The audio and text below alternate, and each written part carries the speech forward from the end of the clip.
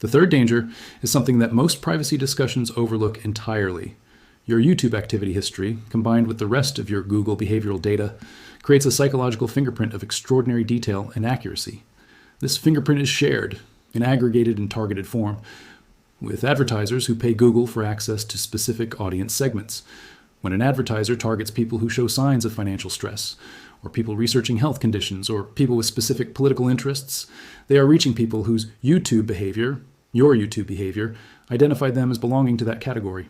You are not being shown as an individual to these advertisers, but the targeting is specific enough that the result is the same.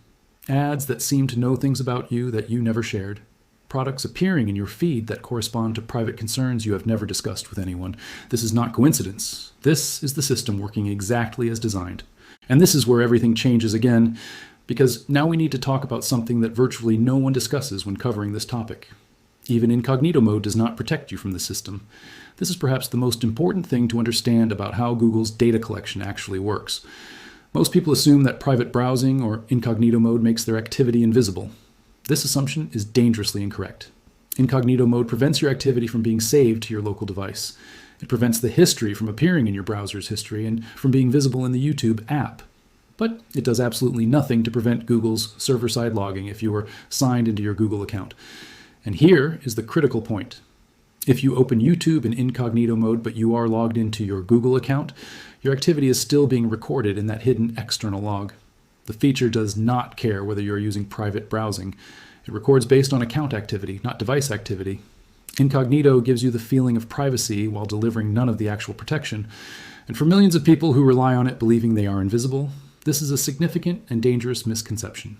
According to documented privacy analyses conducted in 2025, YouTube history is not confined to the app or even to YouTube as a platform. It is used to personalize ads across websites, Android devices, and even smart TVs.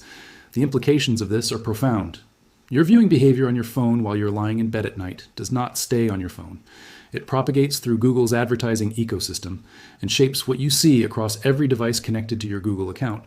Your smart TV, your laptop, your tablet, your other phone, all of them receive updated targeting instructions based on what you watched on YouTube, sometimes within hours of you watching it. This is a level of cross-device behavioral tracking that most people simply do not know exists.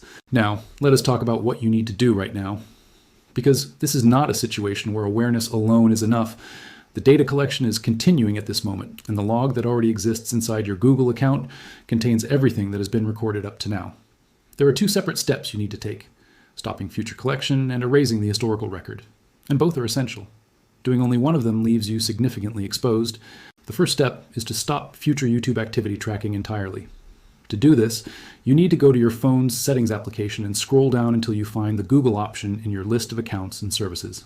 From there, you tap on your email address to access your account options, and then select Manage Your Google Account. This will open a new page, and this is important. You need to navigate to the tab labeled Data and Privacy. This is not a section most people visit. It is not prominently featured in the YouTube app. It lives inside your Google account management interface, which is exactly where Google wants it. Accessible enough to claim transparency, but obscure enough that most users never find it. Once you are in the Data and Privacy section, scroll down until you reach an area called History Settings. Inside this section, you will find three options. The one you are looking for is called YouTube History. Tap on it. A new page will load showing you a toggle switch. Right now, for most people reading this, that toggle is turned on. Turn it off. The moment you do, Google stops recording your future YouTube activity in this external log. Future searches, future views, future interactions, none of them will be added to the hidden record from this point forward. This is an immediate change. It takes effect the moment you disable it. But here's where most tutorials stop and where you cannot afford to stop. Turning off future tracking does nothing about the existing record. Every search, every view, every behavioral data point that has already been recorded remains sitting in Google's servers, fully intact, fully accessible. The historical log that existed before you disabled the feature is completely unaffected by simply turning the feature off. To address that, you need to take the second step, which is deleting your existing YouTube activity history from Google's servers, not from the app, but from the actual external log. To do this, from the same YouTube history page where you disabled the tracking toggle, scroll down a short distance and look for an option called Manage History. Tap on it. What you will see next may genuinely disturb you. A page will load showing you your complete YouTube activity history as Google's servers have recorded it, with dates, timestamps, video titles, search queries, and the full detail of everything that has been logged. This is the file. This is what has been stored. Scroll through it for a moment and let the reality of what you are looking at fully register. Every search, every video, every interaction, all of it documented with precision. Now, to delete it, tap the Delete option. You will be presented with choices about what to delete and from which time period. Select Delete All Results. Confirm the deletion when prompted. Google will process the request and permanently erase all of that previously logged YouTube activity from the My Activity servers, not from the app, from Google's servers. This data will no longer exist in your account's record. There's also an additional layer of protection worth implementing immediately after taking these two steps. Inside your Google account's Data and Privacy section, you should also navigate to My Ad Center and locate the toggle for ad personalization. Turning this off means that even the broader category data Google has built about you will no longer be used to target you with personalized advertising. You will still see ads, that does not change, but they will no longer be specifically targeted based on the behavioral profile Google has constructed from your activity. This is not a complete solution to the data that has already been processed, but it adds a meaningful layer of protection going forward. For users who prefer to retain some history for their own convenience but want to limit long-term exposure, there is a middle ground option worth knowing about. Google offers an auto-delete setting within the same history settings area that allows you to set a maximum retention period for your activity data. The available options are 3 months, 18 months, and 36 months. Selecting the 3-month option means that Google will automatically delete your YouTube activity data on a rolling basis so that at any given moment the log contains a maximum of 3 months of history rather than years of accumulated behavioral data. This does not stop the collection, but it dramatically limits the scope of what is stored and accessible at any given time. For people who use YouTube history for recommendations and do not want to disable the feature entirely, this is a meaningful step toward reducing their exposure. Now, let us step back and look at the bigger picture, because the implications of all of this extend far beyond your individual privacy. There are 2.70 billion people on YouTube every month. The overwhelming majority of them have never been inside their Google account's data and privacy settings. The overwhelming majority have never seen the YouTube history toggle. The overwhelming majority have never visited the Manage History page and seen the complete log that Google maintains on their behavior.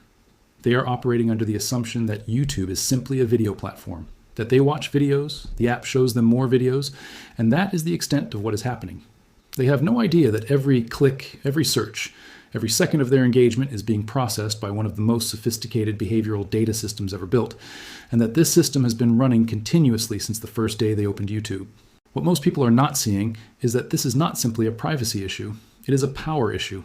The asymmetry between what Google knows about its users and what users know about Google is one of the most significant and underexamined imbalances in modern digital life. Google knows your behavioral patterns with a precision that exceeds what most people know about themselves.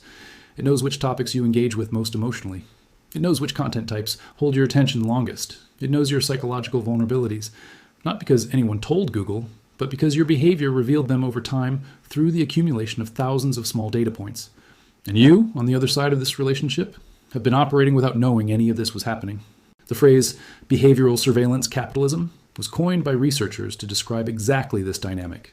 The idea that human behavioral data, the raw material of your attention, your interests, your psychological responses, has become a commercial commodity, that companies can harvest this data at scale, process it into targeting intelligence, and sell access to that intelligence to advertisers who use it to influence your decisions about what to buy, what to think, and what to believe.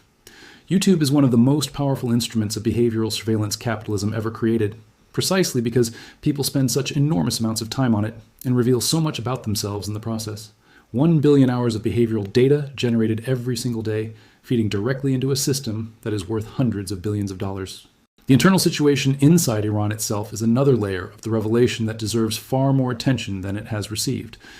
The Islamic Republic is not a monolithic entity. It contains within it deep fault lines between the hardline elements of the Islamic Revolutionary Guard Corps, who derive their institutional power and their economic interests from Iran's confrontational posture, and more pragmatic elements within the political establishment, who understand that the current trajectory is leading Iran toward a form of strategic isolation that the country's economy cannot sustainably absorb. The election of Masoud Pezeshkian as president in July 2024 was interpreted by some observers as a signal that the Iranian system was seeking a degree of recalibration. Pezeshkian campaigned on the need for economic reform and a less confrontational approach to foreign relations. But the structure of the Islamic Republic ensures that the presidency, whatever its occupants' preferences, is fundamentally constrained by the supreme leadership and by the IRGC, which operates as a state within the state, with its own economic empire, its own foreign policy priorities, and its own willingness to use coercive power to protect its institutional interests. What the war has revealed about Iran's internal politics is that the moderate reform impulse that surfaces periodically in Iranian elections is consistently overwhelmed by the structural imperatives of a system built around revolutionary ideology and the security interests of a military clerical complex that benefits from external confrontation more than it benefits from accommodation. The economic numbers from inside Iran paint a picture that should not be abstracted into statistics, but understood as a lived human reality that is becoming politically unsustainable. Inflation in Iran has run at rates exceeding 40% annually for extended periods, with food inflation running even higher and devastating the purchasing power of ordinary Iranian families. Youth unemployment in urban areas has consistently exceeded 25%, with some estimates placing it significantly higher when accounting for underemployment and discouraged workers who have left the labor force entirely. The Iranian rial has lost an extraordinary proportion of its value against hard currencies, making imports, including essential medicines and components, prohibitively expensive. The brain drain from Iran has accelerated sharply, with hundreds of thousands of educated, skilled Iranians emigrating each year, choosing economic opportunity elsewhere over a future inside a sanctions-strangled economy. This is not simply an economic crisis. It is a slow-motion demographic hemorrhage of the human capital that any country needs to modernize and grow. And it is happening at precisely the moment when Iran faces its most complex and dangerous external environment in decades. The protests that erupted in 2022 following the death of Mahsa Amini did not disappear. They were suppressed, with significant loss of life and mass arrests. But the underlying grievances, economic despair, political repression, the gap between the lived reality of ordinary Iranians and the revolutionary ideology that the state continues to impose, have not been resolved. They have been driven underground, where they continue to simmer. What the conflict has revealed to those paying careful attention is that the Islamic Republic is simultaneously managing an external strategic crisis of extraordinary complexity and an internal legitimacy deficit that is growing rather than shrinking. Regimes in this position face a historically recurring temptation to use external confrontation as a mechanism for domestic consolidation, to rally nationalist sentiment around a besieged Iran narrative that deflects attention from internal failures. It is a strategy with a documented track record, and an equally documented tendency to backfire when the external confrontation produces outcomes that make the regime appear weak rather than strong. The intercepted missile salvos, the killed proxy leaders, the cut land corridors, the exposed air defenses, these are not the optics of a regime successfully employing external confrontation to project strength. What all of this adds up to is a revelation that is simultaneously strategic, military, economic, and political in nature. It is a revelation about the architecture of deterrence in a multipolar world, and how that architecture can collapse with frightening speed when the assumptions underlying it are tested by actual events. For 40 years, Iran operated within a strategic framework built on the assumption that its proxy network made it too costly to confront directly, that its geographic depth and missile arsenals made preventive military action prohibitively risky, that its oil revenues gave it sufficient economic resilience to withstand sanctions pressure, and that the global powers would always prefer managed ambiguity to the risks of a decisive confrontation. Every one of these assumptions has been tested in the past 18 months, and every one of them has been found to be at least partially, and in some cases profoundly, incorrect. This is what the war revealed, not just about Iran, but about the entire strategic logic that has governed Middle Eastern geopolitics for a generation. The implications extend far beyond the region. In Taipei, policymakers watching how the world responded, or failed to respond, to the degradation of Iran's strategic position are drawing their own conclusions about the reliability of deterrence frameworks and the speed with which established geopolitical structures can change. In Pyongyang, Kim Jong-un's government is studying the performance of Iranian ballistic missiles against Israeli air defenses, drawing technical lessons and strategic conclusions about what works and what does not in a real-world strike environment. In Riyadh, the Saudi leadership, which spent years pursuing the normalization with Iran that China brokered, is recalibrating, watching the weakening of Iranian power with a complex mixture of strategic satisfaction and genuine concern about what fills the vacuum. Because power vacuums in the Middle East have a documented history of being filled by entities and dynamics far more chaotic and unpredictable than the actors they replace. The Arab Spring taught that lesson with terrible clarity. And the regional order that is now emerging from the wreckage of Iran's proxy network in Assad's Syria is not yet defined, not yet stable, and not yet safe. The question that intelligence agencies, military planners, and diplomatic establishments are now grappling with in Washington, in Brussels, in Moscow, in Beijing, in every capital with significant interests in the Middle East, is not whether the existing order has been disrupted. That is no longer a question. The disruption is documented, measurable, and irreversible in its essential character. The question is what comes next. And here is the honest answer that anyone who tells you otherwise is avoiding. Nobody knows with confidence. The variables are too many, the actors too numerous, and the feedback loops between the military, economic, political, and nuclear dimensions of this crisis too complex for any analysis to offer reliable prediction rather than probabilistic scenario building. What we can say, with confidence supported by historical precedent and current observable trends, is this: the period of relative stability that the Middle East experienced from roughly 2020 to 2023, the period of de-escalation deals, normalization agreements, and managed tensions, is over. The conflict has accelerated the region into a new phase, more volatile, more unpredictable, and more dangerous than the phase it replaced. Iran's leadership faces a choice that is genuinely existential in nature, and the choice they make in the coming months and years will shape the Middle East for a generation. They can accept a form of strategic retrenchment, rebuilding their position more slowly, seeking diplomatic off-ramps, accepting constraints on their nuclear program in exchange for economic relief, and attempting to reconstitute their influence through means that generate less external resistance. Or they can conclude that the lesson of everything that has happened is that accommodation is weakness, that deterrence can only be restored through escalation, and that the nuclear program represents the one irreversible guarantee of regime survival that no external power can ultimately prevent them from achieving if they are sufficiently determined. The first path is politically difficult within Iran's internal power structure. The second path leads to a confrontation that could make everything that has happened so far look like a prelude. And this is what should genuinely concern you. Not the missile exchanges that have already occurred, not the proxy wars that have already been fought, but the trajectory, the direction of travel, the convergence of a regime under existential pressure, a nuclear program approaching breakout capacity, a degraded conventional deterrent that makes the nuclear option more rather than less attractive, and a global geopolitical environment in which the major powers cannot agree on a common framework for managing the crisis. The world has been in situations like this before. Historians who study the origins of major conflicts speak of the concept of a security dilemma. The dynamic in which each actor's moves to enhance its own security are perceived by other actors as threatening, triggering responsive moves that enhance mutual insecurity in a spiral that can become self-sustaining and ultimately catastrophic. The Middle East, right now, contains more active security dilemma dynamics than at any point in recent memory, and the actors caught in those dynamics are operating with depleted trust, demonstrated willingness to use force, and at least one potential pathway to nuclear weapons. What the Iran war revealed is not a simple story with a clear protagonist and antagonist, a defined beginning and an approaching resolution. It revealed the fragility of the architecture that was supposed to keep the worst outcomes contained.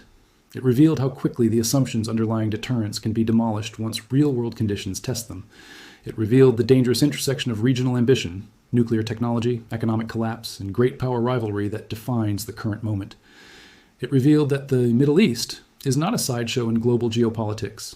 It is a fulcrum, and what happens on that fulcrum determines outcomes that cascade through energy markets, alliance systems, proliferation dynamics, and the fundamental question of whether the international order can manage existential risks, or whether it is simply too fractured, too competitive, and too self-interested to do so effectively. The missiles have landed, the proxy networks have fractured. The strategic landscape has been fundamentally altered, and the world is watching, calculating, and hoping that the next decision made in Tehran, or in Tel Aviv, or in Washington, or in Beijing is the right one. Because if it is not, if the spiral continues, if the nuclear threshold is approached and then crossed, if the security dilemmas that are currently active produce the escalatory dynamics that history tells us they can, then what we have witnessed so far will be remembered not as the crisis itself, but as the moment when the crisis became inevitable. Whether that moment is behind us or still ahead of us is the question that nobody, not the intelligence agencies, not the military planners, not the diplomats, not the analysts, can answer with certainty. And that uncertainty, that unresolved, hanging, genuinely terrifying uncertainty, is perhaps the most important thing this war has revealed of all. Right now, as you watch this video, something is happening in the background that you cannot see, cannot feel, and were never told about. There's a system running silently inside your Google account. Not inside the YouTube app, not inside your phone's storage, but deep inside Google's own servers. And it has been recording every single thing you have ever done on YouTube, every search you typed at 2 in the morning, Every video you clicked on and closed after 10 seconds because you were embarrassed. Every topic you explored when you thought no one was watching. Every political video, every personal struggle video, every sensitive topic you ever touched. All of it, logged, stored, dated, time-stamped, and sitting in a file with your name on it. The terrifying part is not just that this exists, the terrifying part is that it was turned on by default, without your knowledge, without your clear consent, and most people on this planet have absolutely no idea it is there. Nobody sent you a warning, no notification popped up, no email arrived explaining what was being collected. You simply opened YouTube one day, started watching, started searching, started engaging, and from that very first moment, Google began building a file on you. A file so detailed, so precise, so psychologically revealing that advertisers pay billions of dollars every single year just to get access to what it tells them about you. And here's the thing that should genuinely disturb you. This is not a conspiracy theory. This is not speculation. This is documented, confirmed, and operating right now inside every Google account on Earth, including yours. Think about what that means for a second. YouTube has 2.70 billion monthly active users as of 2025. That is more than 25% of the entire human population on this planet. Every single day, those users collectively watch over 1 billion hours of video content, 5 billion individual videos consumed in a single day. And behind every single one of those views, Google's system is quietly running, quietly recording, quietly building profiles on each person with a level of detail that would make intelligence agencies envious. This is not a minor privacy feature buried in a settings menu. This is a surveillance infrastructure operating at a planetary scale, and you're inside it every time you open that red app on your phone. But here is where it gets worse. Most people, when they hear about YouTube tracking, assume it refers to the watch history and search history visible inside the YouTube app itself. They assume that clearing that history, or using incognito mode, solves the problem. They are dangerously wrong. What the YouTube app shows you is only the surface layer. Underneath that surface, buried deep inside your Google account, in a section that most users have never visited and never knew existed, is a completely separate logging system. A system that captures far more than what you can see in the app. A system that continues recording even when you think you have covered your tracks. A system that was designed to be invisible, and it has been working perfectly. What most people are not seeing is the true scale of what this system collects. According to informed sources and Google's own documented data practices, the feature known as Manage All YouTube Activity is a comprehensive behavioral log that captures every dimension of your YouTube engagement. It is not simply recording that you watched a video. It is recording which video you watched, at what exact time, from which device, for how many seconds, at what point you paused, at what point you rewound, at what point you skipped forward, whether you came back to that video later, whether you searched for related content afterward, and how your behavior on that video compared to your behavior on every other video you have ever watched. This is not data collection. This is behavioral surveillance, and it has your name on it. Consider the architecture of what is being built here. Google does not see you as a person. Google sees you as a data set. Every search query you type into YouTube is a data point. Every video you open is a data point. Every second of watch time is a data point. Every skip, every rewatch, every comment you leave, every video you like, every channel you subscribe to, each one of these actions is processed, categorized, stored, and layered into a behavioral model of who you are, what you want, what you fear, what you desire, and what you are most likely to do next. And this model is extraordinarily accurate because it is built on thousands of your own actions over months and years of usage.